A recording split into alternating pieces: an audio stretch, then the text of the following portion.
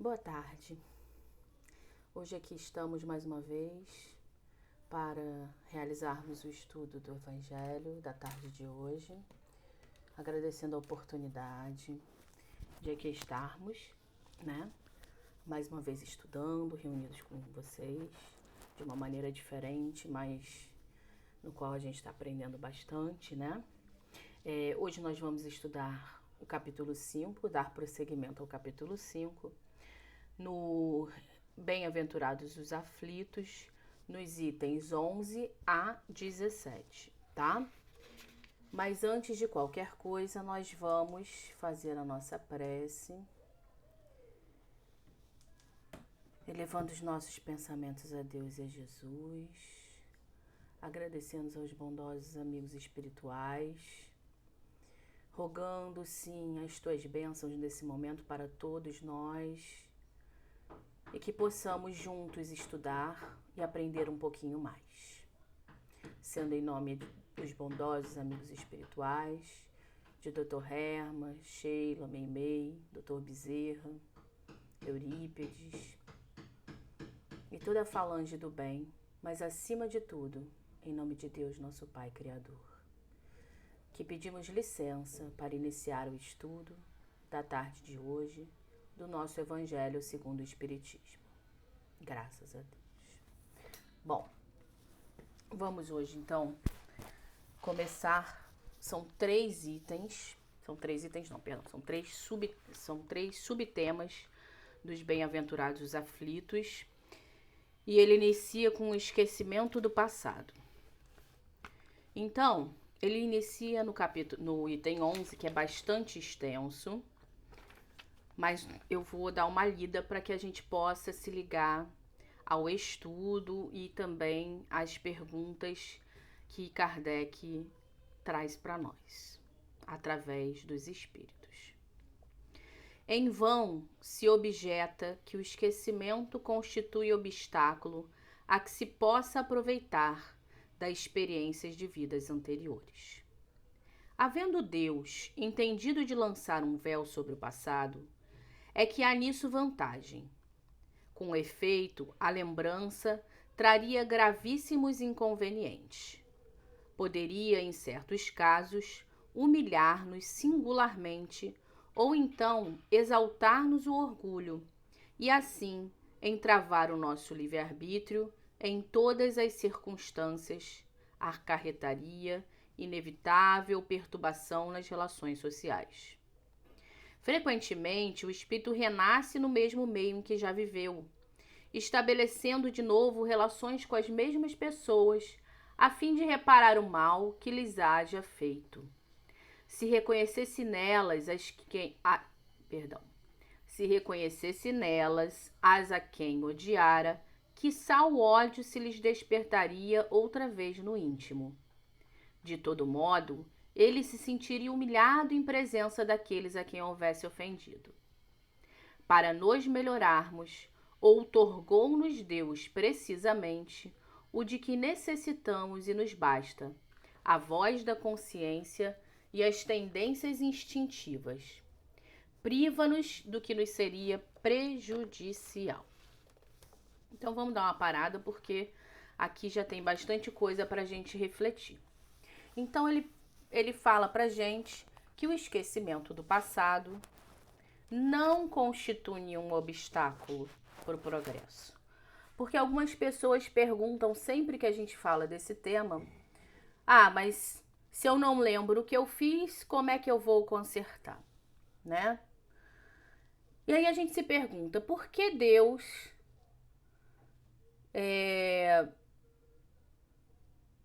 nos coloca nessa posição de esquecer as vidas anteriores? E ele explica aqui no item 11. Porque se o homem se acordasse dos seus erros, os ódios, os rancores, os remorsos, as lembranças seriam um obstáculo para o nosso progresso.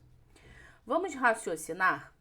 Então ele está falando que a inconveniência das lembranças do passado poderiam nos prejudicar, poderiam nos atravancar o progresso. Vamos pensar sobre isso de uma maneira bem prática. Em nossas vidas atuais, quando nós erramos, erros bobos, nós conseguimos às vezes ir com mais tranquilidade. Mas vamos pegar erros mais intensos. Por exemplo, vamos pensar naquele camarada que erra cometendo um crime, por exemplo, do roubo. Ele vai lá e rouba um carro. E ele se arrepende. E ele é preso. E ele tem a sua pena cumprida. E ele verdadeiramente se arrepende. E ele quer retornar e viver normalmente de novo. O que acontece com ele?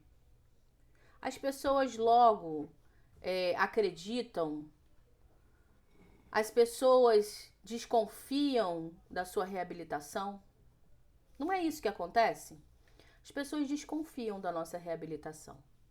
Aquela pessoa que tem o problema do vício das drogas, quando ele decide que ele quer se regenerar, as pessoas dão-lhe a oportunidade necessária para que ele possa fortalecer-se e prosseguir num caminho da melhora? Ainda mais, vamos pensar em todos os vícios, né? Vamos pensar no vício da bebida, por exemplo, no vício do cigarro. Quando as pessoas falam para nós que vão parar, né, de beber, de fumar, quão incrédulos nós não somos quando eles nos falam isso?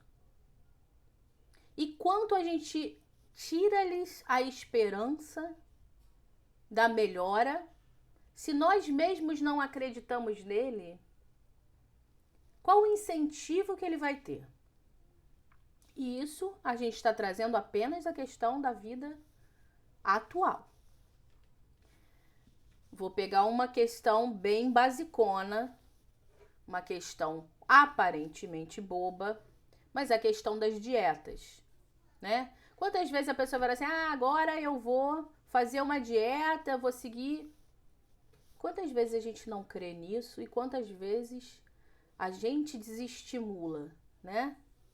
Com cobranças, com piadas, né? De maneira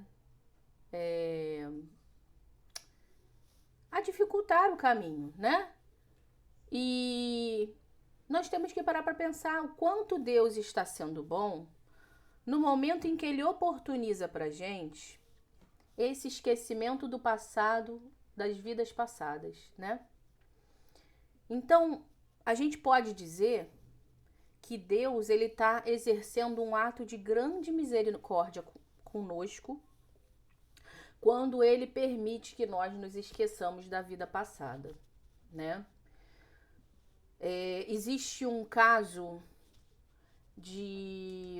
eu não vou lembrar todo e eu não consegui achá-lo, mas eu gosto muito dessa história porque mostra bem, pontua bem essa questão do esquecimento do passado, como ele é importante e como ele permite que a gente faça os aprendizados. Existia uma mãezinha e uma filhinha que estavam ali naquela encarnação e a filha tinha muita dificuldade de relacionamento com a mãe. Ela se esforçava, mas tinha alguma coisa ali nela que ela não conseguia entender, mas também não conseguia de todo vencer aquela resistência, porque ela tinha uma mãe nesta vida, uma boa mãe, uma mãe que lhe queria bem, que gostava de lhe agradar, e o maior agrado que ela fazia era preparar doces, os doces que a filha mais gostava. E toda vez a filha ficava muito apreensiva quando recebia de sua mãe essas delicadezas. E aí, se a gente para pensar em uma vida só, complica, né? Como explicar esse sentimento que a filha tinha e lutava para que não tivesse, porque percebia de sua mãe a bondade, Como fazer para reverter? Alguns falam, então vamos fazer a regressão, né?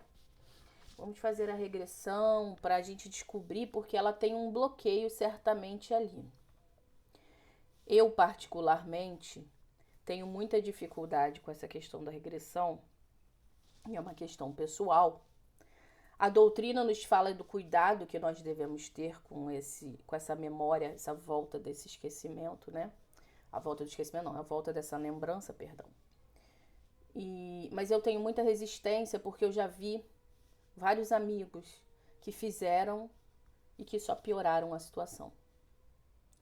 Raros foram os casos, não que não existam, mas raros foram os casos em que as pessoas conseguiram prosseguir bem depois dessa lembrança do passado.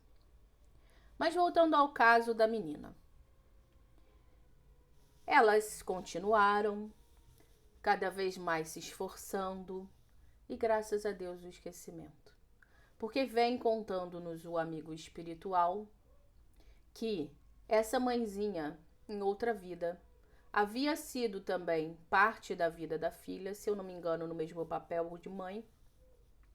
E ela, por ciúme ou por algum acontecimento, ela envenena a filha com doces. Por isso a resistência da filha em relação a esse mimo que a mãe trazia.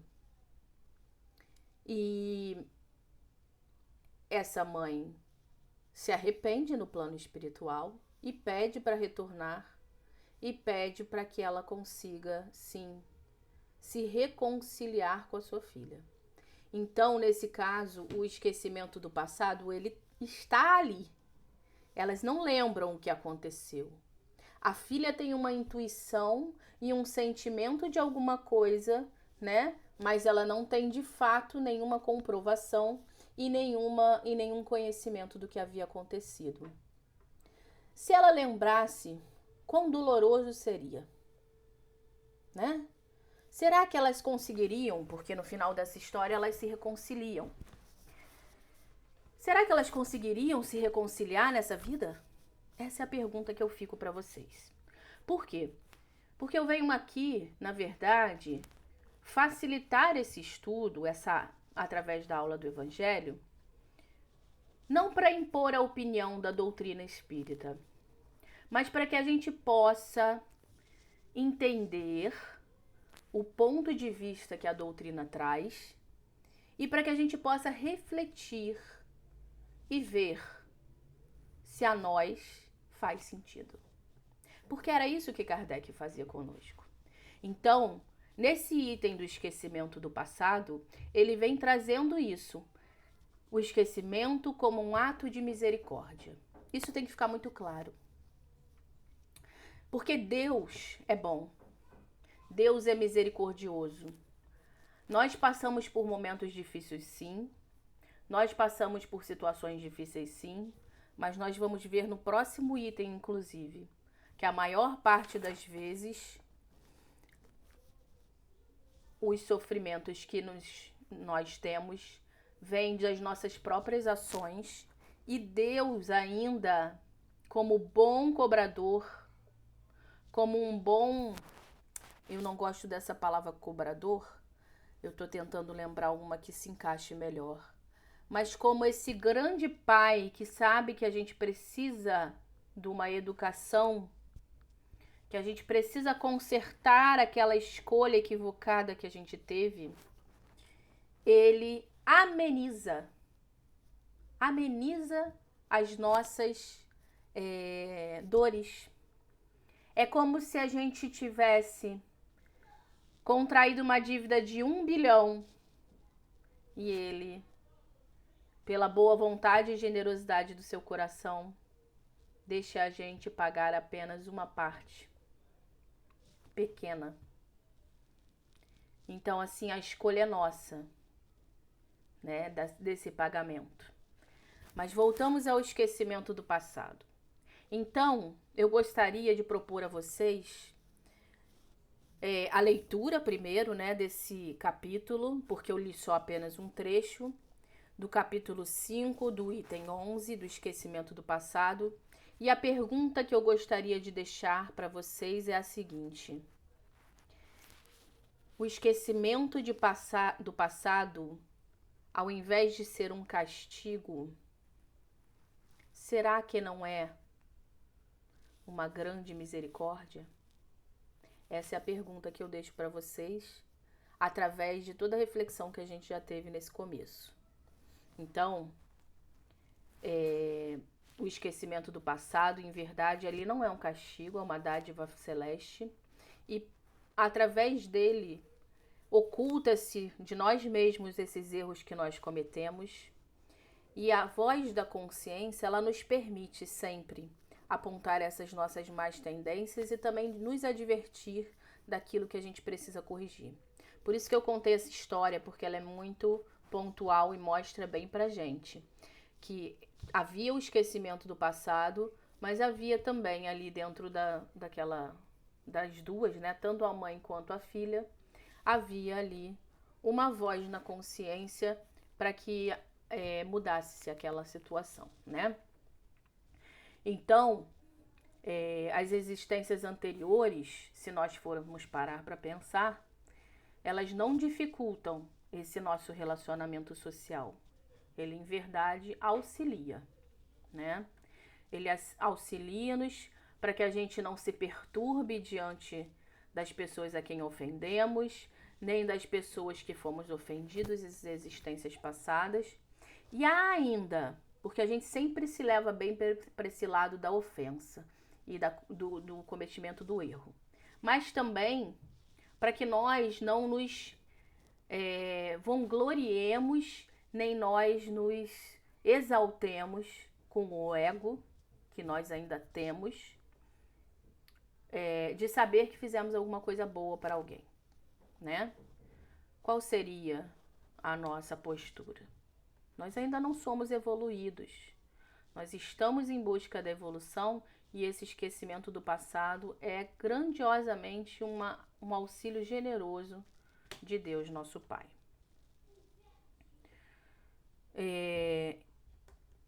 Vamos seguir. Eu poderia continuar aqui, continuar falando de exemplos, mas nós temos 3 itens em um tempo curto.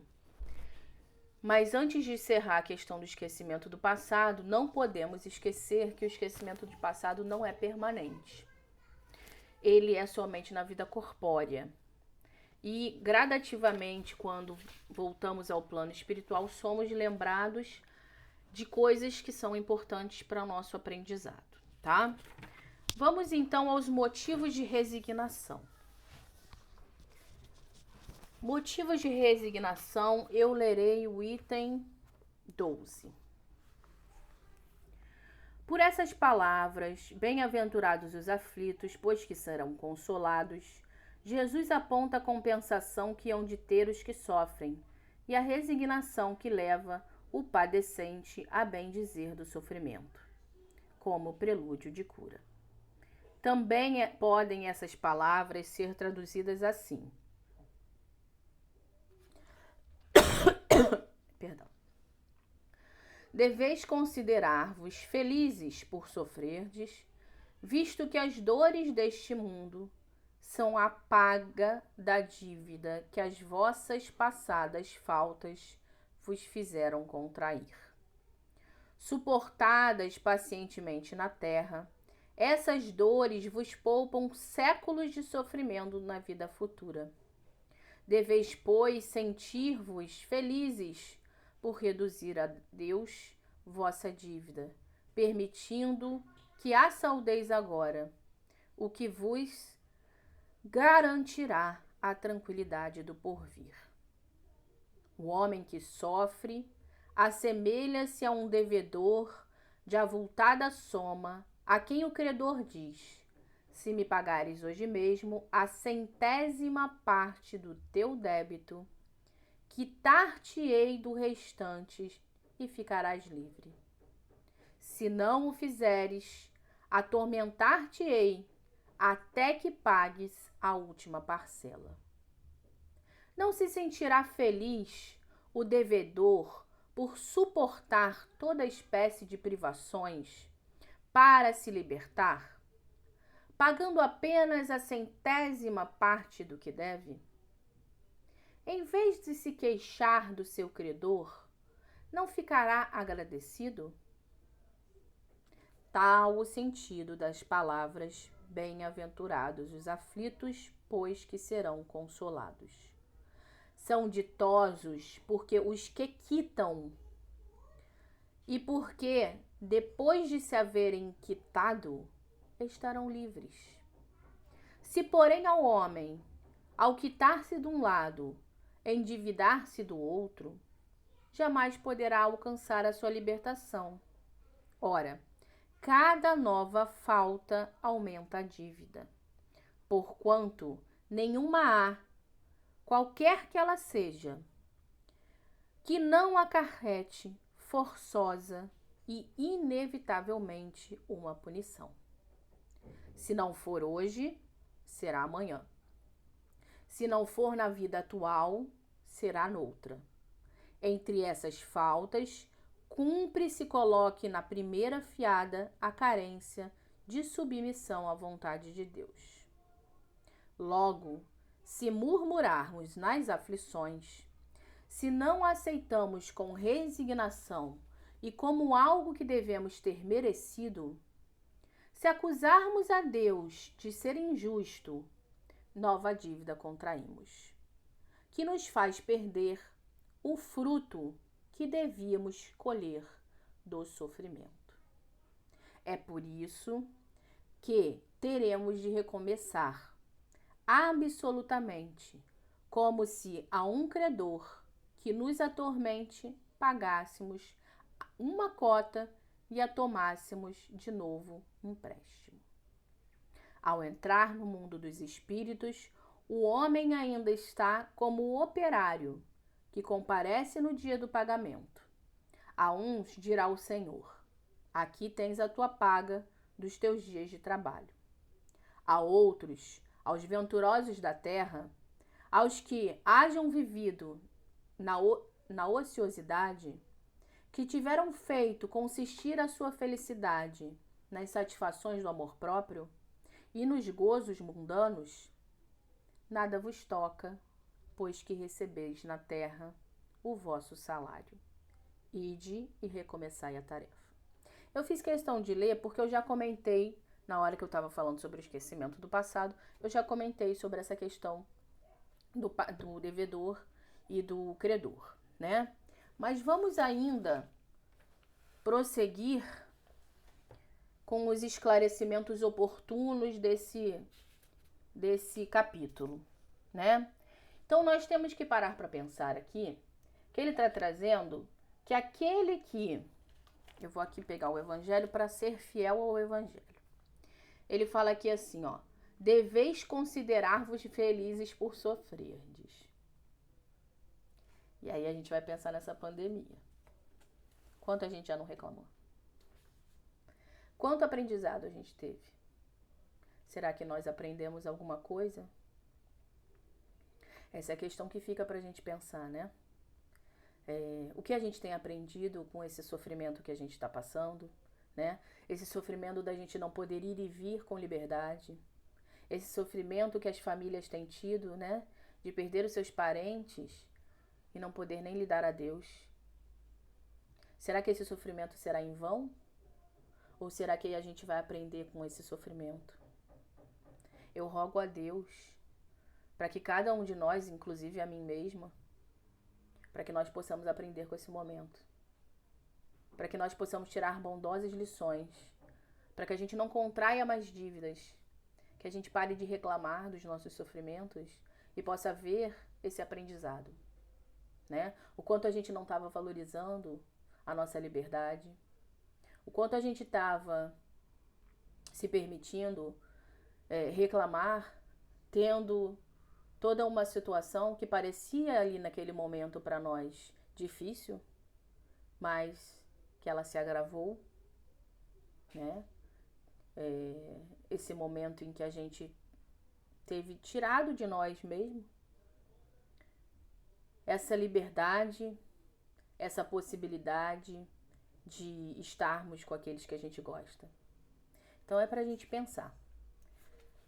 A gente precisa pensar que nós temos motivos para nos resignarmos, ou seja, resignarmos para que nós vejamos nessas aflições que nós temos um pagamento daquilo que a gente fez no passado, que pode ser desta vida ou da outra, mas um pagamento daqueles erros e equívocos que a gente comete, né?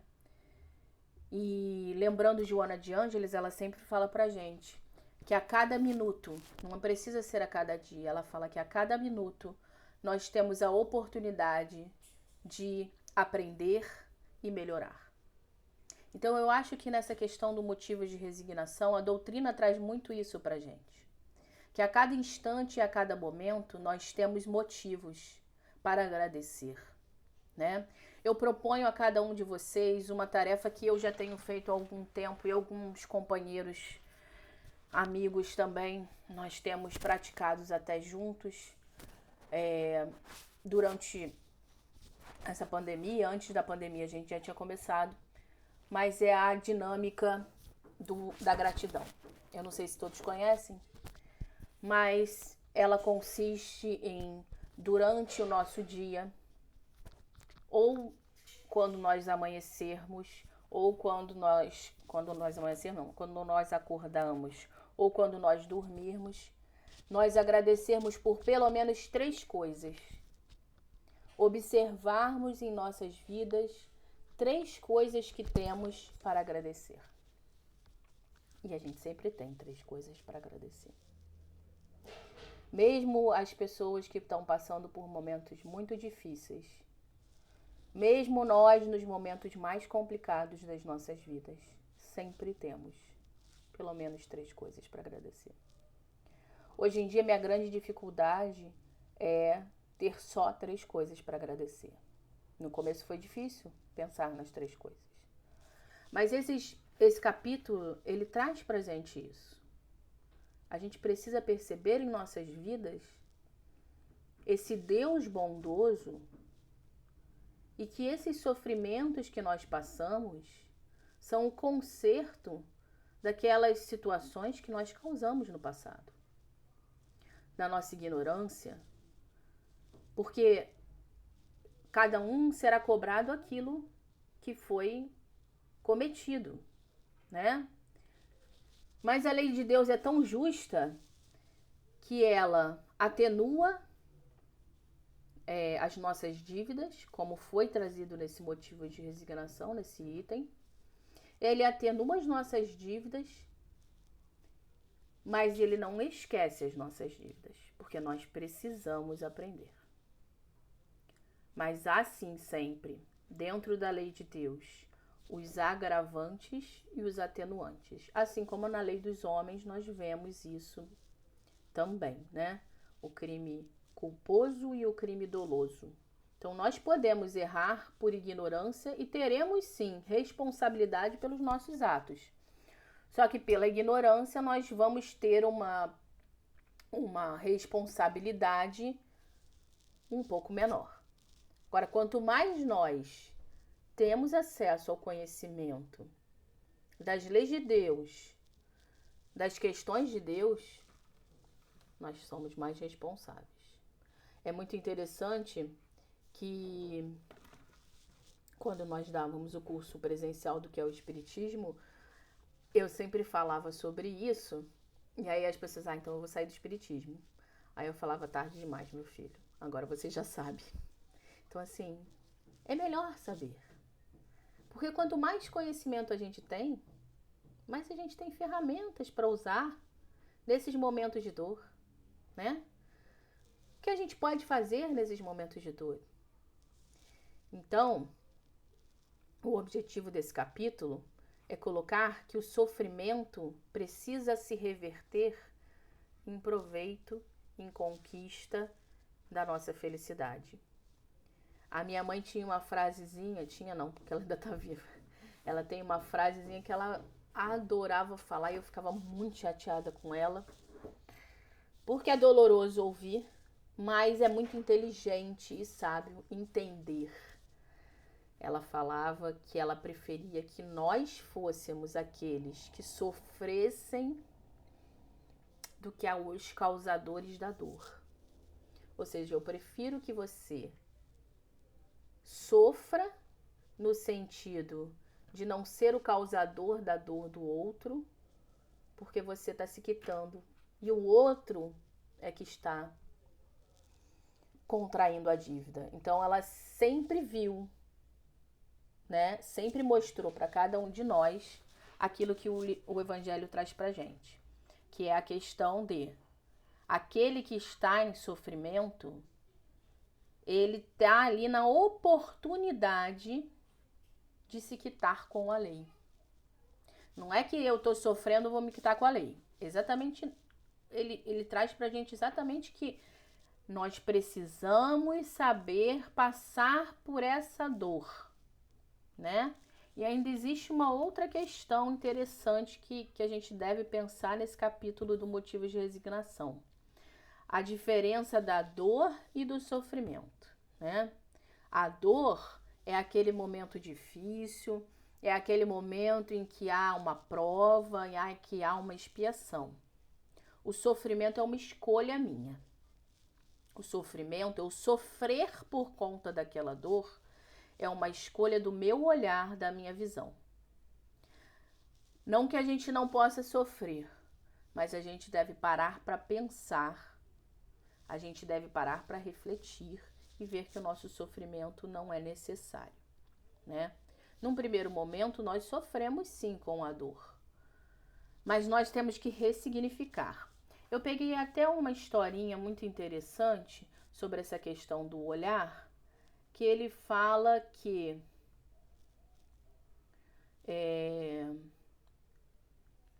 duas pessoas que passam pela mesma... Ele conta a história de duas pessoas que estão passando pelo mesmo sofrimento, em que uma perdeu seu filho, né? Que as famílias perderam seu filho, que é uma dor intensa, é uma dor que é difícil de cicatrizar. Eu fico imaginando, porque eu nunca perdi meu filho, mas assim, só da gente pensar, a gente já consegue compreender essa dor. Então, assim, duas famílias na mesma situação de perda, né? Cada uma vai significar essa dor de um jeito. Ou eu posso me entregar à tristeza e ficar com essa tristeza para o resto da minha vida e não me movimentar para mais nada. O que mostra que eu não tive resignação diante daquela provação, daquela expiação ou provação. Ou eu posso ressignificar a minha dor. Eu posso fazer um movimento em que eu vá cuidar de crianças, em que eu vá fazer alguma coisa boa para outras pessoas, para aquela minha dor ir diminuindo, né? Ela vai diminuindo, ela nunca vai deixar de existir, nesse caso principalmente, porque é uma dor muito intensa. Mas é só para a gente perceber que a mesma dor, ela pode ser encarada de dois pontos de vista diferentes. E o Evangelho vem dizendo pra gente que aquele que faz o bem, mesmo no momento de dor, aquele que vê na sua dor um momento de progresso e um momento de aprendizado, esse sim é o bem-aventurado, o aflito, né? E para terminar,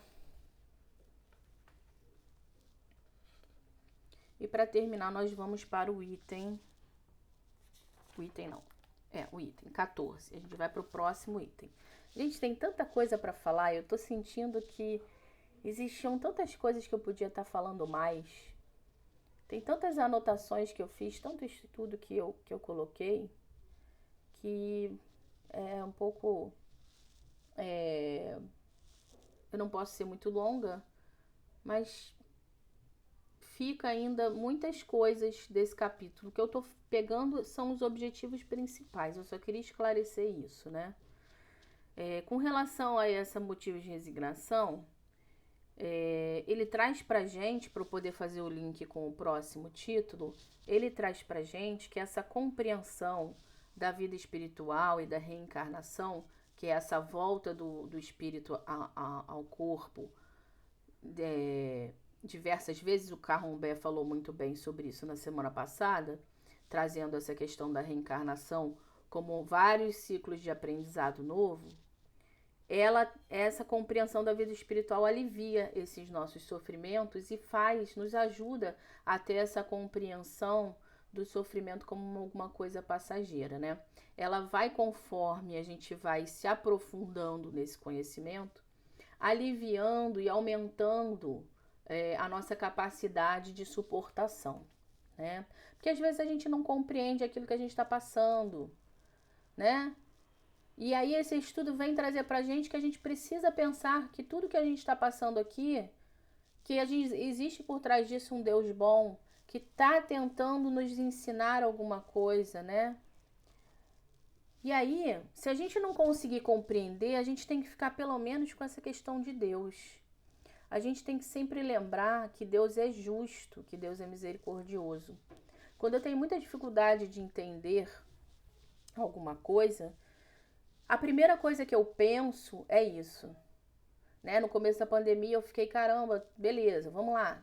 Foi animadona. E depois quando aquilo foi se estendendo, né? Não foram só 15 dias, não foi só um mês, não foi só 2 meses. A gente já 3 meses passando pela pandemia, aquilo foi baixando minha bola, né? Eu falei, caramba, mas tem gente sem máscara, saindo na rua, tem muita gente inconsequente, não sei o quê. Eu sei que existem pessoas que têm necessidade do trabalho e tudo bem, esses são justificáveis, a saída. Mas existe gente que não precisava tá na rua e quando abriu o comércio começou a bater perna e não sei o quê. E assim, a gente vai questionando e a gente vai julgando. E aí eu fui parada pelo meu pensamento. Eu falei assim, para porque o que você tá fazendo não tá legal. Lembra quem é Deus. Deus é justo. Deus é misericordioso. Deus está trazendo para nós um aprendizado. Faça o seu aprendizado e deixe que cada um faça o seu. Cada um tem seu momento, cada um está passando por um momento, cada um tem um entendimento. Para de julgar, porque Deus é justo. Então aquilo ali me deu uma calma. E eu lembrei daquela prece chamada Prece da Serenidade. Eu não sei se todo mundo conhece, mas eu gosto muito dessa Prece da Serenidade. E eu peço a licença para vocês, para que eu possa lê-la na íntegra, para ser mais fiel. É a Prece da Serenidade. Deixa eu só achar aqui. A Prece da Serenidade. Captura da tela. Pronto, achei.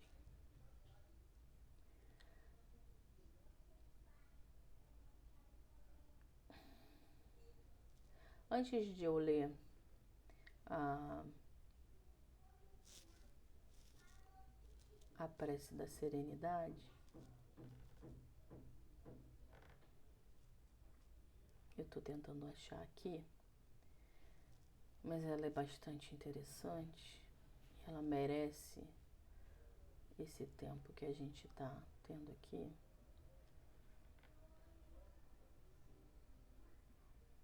Porque ela traz pra gente esse raciocínio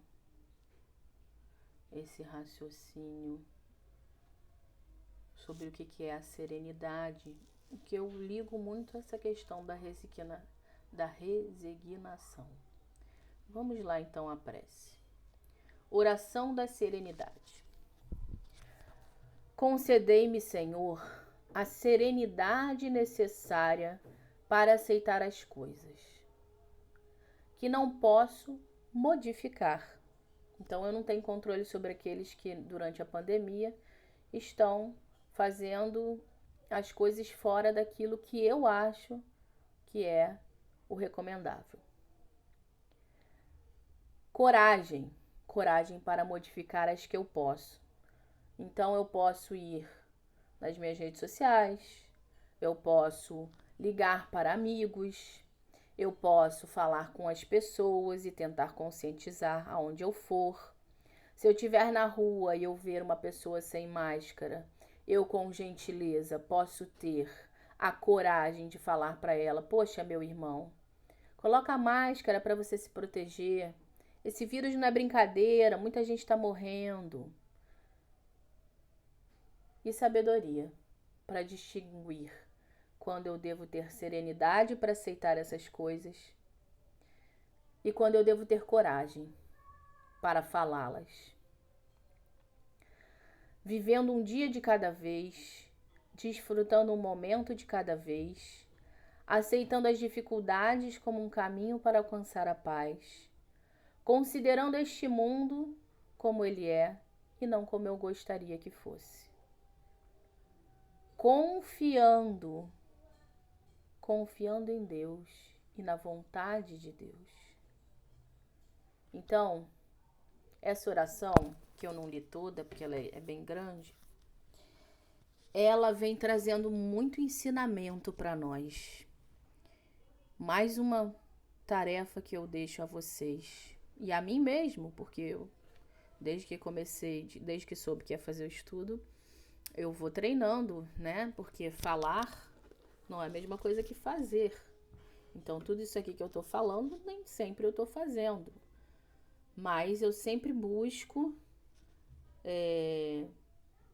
perguntas para significar, para aprender, perguntas para que eu possa entender e para que eu possa me melhorar. Afinal de contas, nós estamos aqui nessa vida para o nosso melhoramento. Vamos seguir para o último, que ele vai falar sobre a questão de que a doutrina espírita traz pra gente. Eu não vou ler esse, eu vou pedir permissão para não ler, por causa do avançado do tempo. Então, a doutrina espírita traz pra gente a calma, deve trazer pra gente a calma e a resignação. E se nós encararmos as coisas, eu gostaria de pensar essa frase do item 14, que eu acho extremamente importante, que faz nos refletir bastante. Se encarando as coisas desse mundo de maneira porque o Espiritismo faz que elas as considerem, o homem recebe com indiferença, mesmo com alegria, os reveses e as decepções que houverem desesperados noutras circunstâncias. Evidente se torna que essa força que o coloca acima dos acontecimentos lhe preserva de abalos a razão, os quais, se não fora isso, o conturbariam. E aí ele vai trazer aqui a questão do suicídio e da loucura, né? Que nós temos que ter muita compaixão, porque se a gente for pegar ali no céu e inferno, nós temos muitos casos. André Luiz nos traz muitos casos interessantes, né? Existe de um rapaz que sofria por amor e, como ele não era correspondido pela amada, ele se mata. Ele tira a sua própria vida. Se nós pensarmos apenas nessa vida material, nós vamos julgá-lo, né? Mas se nós pensarmos na vida espiritual, nós vamos ver que ele ali contraiu uma dívida, mas que Deus é generoso e ele vai ter oportunidade de num próximo momento se fortalecer. Para encerrarmos o estudo do suicídio da loucura, porque essa parte que eu li, ele é uma boa explicação, né? A causa que leva a gente a cometer situações extremas, como tirar a nossa própria vida ou perdermos a nossa razão, elas são resultado ainda da nossa inferioridade E nenhum de nós está livre se nós não tivermos com essa calma, com essa resignação que nós vimos no item anterior. Se nós não temos a fé em Deus e a fé no futuro para evitar, né? Então, nenhum de nós está livre disso e nem devemos julgar aqueles que cometeram. Devemos sim orar por cada um deles, porque eles precisam sim. Precisam de muita ajuda, de muito apoio. Assim como em momentos de dor, nós precisamos. E assim, o suicídio e a loucura, eles não resolvem os infortúnios, né? Nem as decepções. E a doutrina nos traz isso como um antídoto para que a gente pense sobre o suicídio e a loucura por um outro ângulo. Porque aquele que está em desespero e atenta contra a sua própria vida, ou comete um ato de loucura, ele não está querendo tirar apenas a sua vida. Ele está querendo acabar com aquela decepção, com aquele sofrimento normalmente. Só que a doutrina traz pra gente que não é assim que acontece. Então isso é um meio que a gente tem, um conhecimento que a gente tem, que traz pra gente uma fortaleza, né? Um momento de reflexão para que a gente não tome essas atitudes impensadas, né? Então, o que eu gostaria de deixar para nós encerrarmos são duas coisas. Primeiro, a questão da Dona Ivone Pereira. Eu não sei se todos conhecem, mas eu vou deixar aqui instigado para vocês conhecerem a vida da Dona Ivone Pereira, que foi uma médium nessa vida, nesse nosso século, que escreveu vários livros, mas que em outras vidas ela cometeu várias vezes o ato do suicídio. E nessa vida ela teve dificuldade inicialmente também, mas ela venceu. Ela resgatou aquela dor, aquele sofrimento.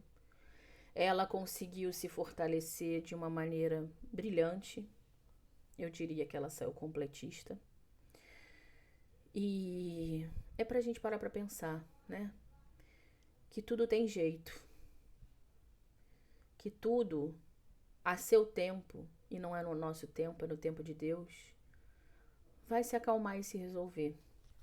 E para verdadeiramente nós finalizarmos, eu gostaria de ler um trechinho de uma citação de uma poeta, né? Que está lá no A Menina e o Violão. A Menina e o Violão é a autora desse texto. Te desejo força nos dias difíceis, fé quando as lágrimas te impedirem de enxergar uma saída, esperança quando for difícil crer. Eu sei, nem sempre a vida é tranquila, mas você já caiu outras vezes, lembra? E sempre se levantou. É como semente que, quando é jogada ao chão, cresce e floresce, sempre mais firme e mais forte. Assim como nesse texto, eu desejo a cada um de vocês força nos dias difíceis, fé quando as lágrimas parecem que impedem a gente de sair, e esperança. Esse é o meu desejo e creio que é o desejo de todos os bondosos amigos espirituais que nos inspiraram nesse momento. Muita paz para todos vocês. Fiquem com Deus e uma boa semana. Graças a Deus.